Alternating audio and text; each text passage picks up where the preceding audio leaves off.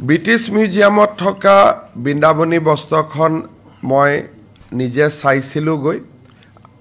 বিধানসভাৰ অধ্যক্ষ থাকোঁতে ৰঞ্জিত দাস ডাঙৰীয়াই ফ্ৰেন্সত থকা বৃন্দাবনী বস্ত্ৰখনো তেখেতেও গৈ চাইছিলেগৈ দুইখনৰ মাজত কোনখন আচল কোনখন পৰৱৰ্তী সময়ত বনোৱা কোনখন মহাপুৰুষ শ্ৰীমন্ত শংকৰদেৱৰ হাতেৰি বনোৱা পাৰ্থক্যটো ধৰিব নোৱাৰি আৰু ইয়াৰ বিষয়ে বহুখিনি চৰ্চাৰ প্ৰয়োজন আছে যি নহওক অসম চৰকাৰে বিভিন্ন সময়ত আমি ব্ৰিটিছ মিউজিয়াম ফ্ৰেন্স আৰু এই ধৰণে যতে আমি যেনেকে খবৰ শুনিছিলোঁ যে বৃন্দাবনী বস্ত্ৰ ইয়াতে আছে আমি সকলোৰে লগত সদায় যোগাযোগ কৰি আছিলোঁ যে অন্ততঃ এবাৰ আমাক যদি দিব নোৱাৰেও আৰু আমি লোৱাটোতো অসুবিধা আছে কাৰণ সেই ধৰণৰ যি তাত